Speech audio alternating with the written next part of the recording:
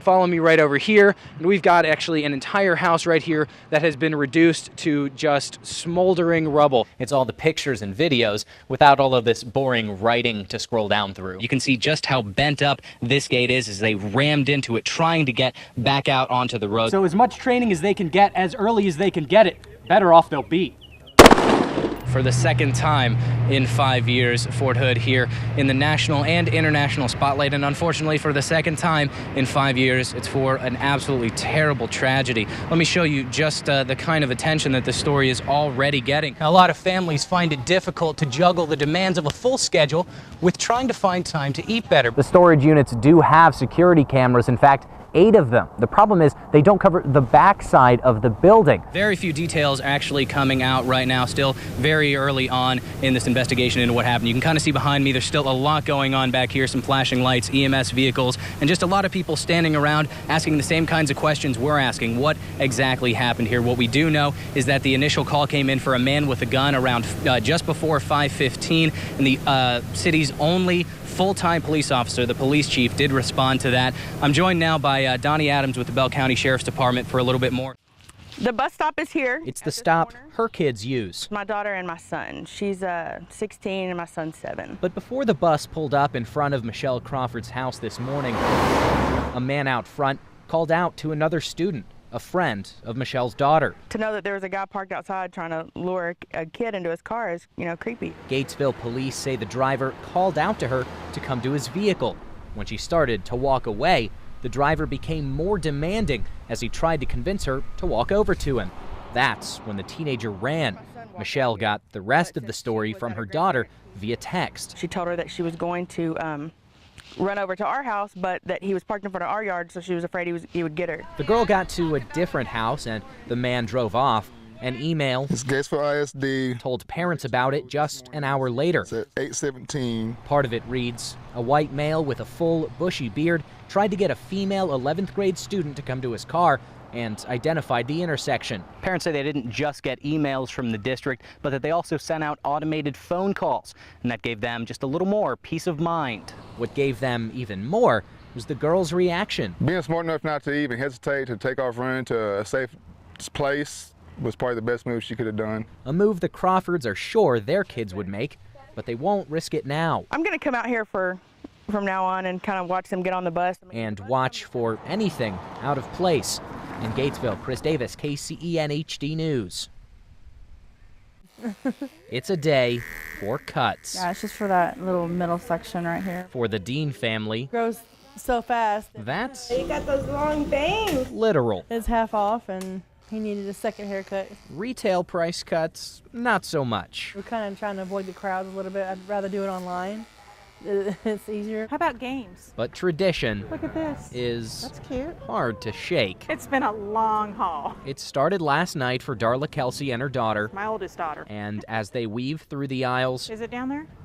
they don't know Okay. when the trip will end. We have completely filled her SUV, and I'm not sure how much more I can get. Or we could get in this one. This team of mother and daughter No, sisters. is getting That's cool. everything Christmas. That is so cool. I wish you were little and I could buy these for you. It just takes a little effort. I went to Walmart in Killeen, and then I went to Walmart in Temple. I didn't have it, and then we came here today. I still didn't have it. But there's still plenty to buy, and as the day goes on, Is it 50% off? new shoppers Shoot. take the places I like that inside. of Sassy. the weary, At least 5 more stops. At least. trimming budgets I'm thinking about going out a little bit later. after Get a little trooper. trimming bangs. Chris Davis, KCEN HD News. You can't drive Definitely, it's dangerous out there. on I-35 It's an exercise for my patients. without traffic. It's a headache, especially on Friday. Carrie Harris sees a lot of wrecks. Every time you turn around, there's an accident, especially in Lorena. It's like, between Temple and Lorena, it's like there has to be an accident every day. We looked at 7 work zones where construction is still going on.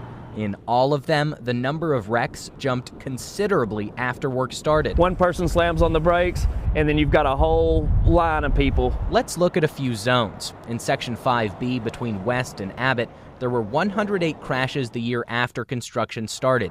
That's 40% higher than the year before work started.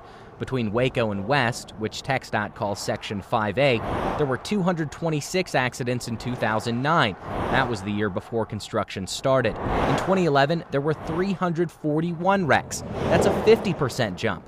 And in Section 3A-2 between Troy and Bruceville Eddy, TxDOT recorded 179 accidents last year.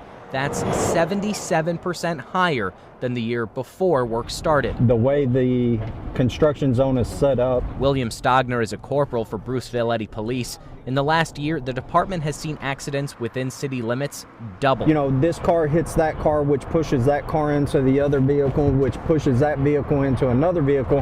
And before you know it, you've got 6 cars that are involved in a crash. What's worse, when that happens, delays can be unbearable. I-35 is hell! And it's near impossible to clear up quickly. It's also a process for us to get the trucks and their trucks in when traffic's already backed up and we're trying to get in the barrier walls and everybody's at a standstill. It's no secret that those walls cause most of the major headaches. Yeah, they got a lot of them concrete barriers. I mean, a lot of them. And they're dangerous. But it turns out TxDOT doesn't really have a choice. The agency says they have a very tight corridor to work in.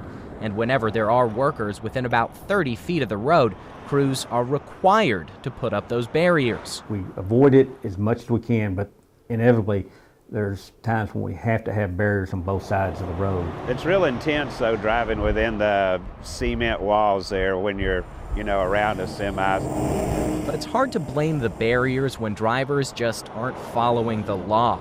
The speed limit between the walls is 60, but police say it seems like there isn't a limit at all. They're not going to slow down. They're not slowing down at all for even us out here. Corporal Stogner once wrote a ticket for 112 miles an hour. One thing he thinks would help is getting rid of the 70-mile-an-hour speed limit completely, at least while the work is going on. I do believe it's a mistake. I would like to see them slow the speed limit down to 60 miles an hour. That way drivers aren't surprised by sudden changes that will keep on coming. I know how to get off the highway and take some back roads, but I'm sure it's not that way for everybody. Over the next 4 years of construction. For Detective Brad Bond, it's a no-brainer. Parents need to monitor what their kids are doing. He means online, and that's where he and another detective tracked down 20 people they say were trying to have sex with minors. These people would even make comments about parents. Delete your messages so your mom doesn't find them. Investigators say the suspects, ages 19 to 63, knew exactly what they were doing. Some even asked if they worked for Dateline. One individual actually explained to Brad what To Catch a Predator was. I'm just not Chris Hansen. The sheriff's office didn't know what to expect when they started posing as teenagers online. I don't think any of us had any idea that we would end up with this amount of actual arrest. And they had far more responses than actual meetings. 180 contacts in just 12 hours. This type of predator is out there, and they're just waiting for some child. The sheer number has detectives renewing warnings about the risk child predators pose online. All of these people agreed to meet up around the time school was ending. That's one reason they say it's important to stop these situations before they start. Monitor your kids' online activities and make them show you their social media messages. Same with cell phones. I mean, all kids have them. Take them and look at them. So the fake victims don't turn into real ones. Chris Davis, KCEN HD News. A crisp, windy day. Good weather for flying a flag. Not as good to stand watch. I've been out here when it's raining and snowing and storming and all. So this is nothing. A familiar sight on this Belton overpass. I've been doing it off and on since '91. Standing, saluting, reminding. For hours at a time. I've been out here since about 12 o'clock. He's Joe Garza. I can't really describe it. An Army veteran. It just feels good to know that they see that flag and they remember it. and to think about all that was given for that flag. A Black Hawk crew chief. A lot going on today. Joe's out here with a message. We're all the same people. One I don't care he wants what color we are to spread. You know, we're all the same people. We're Americans. And we, as soon as we all realize that, oh boy, it's gonna be beautiful, man. A message everyone This is your country. can take to heart. It's yours. You gotta love it always. Chris Davis, KCEN HD News. It's a project 30 years in the making. A project And I was like, oh my gosh. Joy Olivencia This has made my whole year. just had She's going to have her laundry room and everything. to help finish. I'm just so thankful because I just wanted to see them in a home.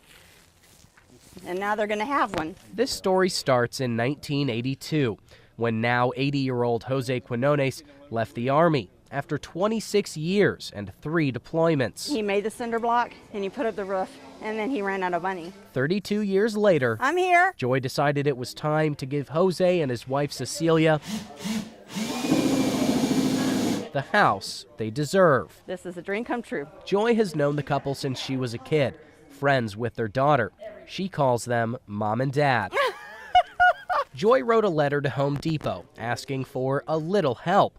They sent an army. They deserve it. And they absolutely deserve it. A $20,000 grant. Once you meet them, you just want to help them and you want to be part of this project. So do volunteers. Just donate a little bit of time, just try to help out as much as I can. Neighbors. We became family with one another. And fellow veterans who have been there through 30 years of construction.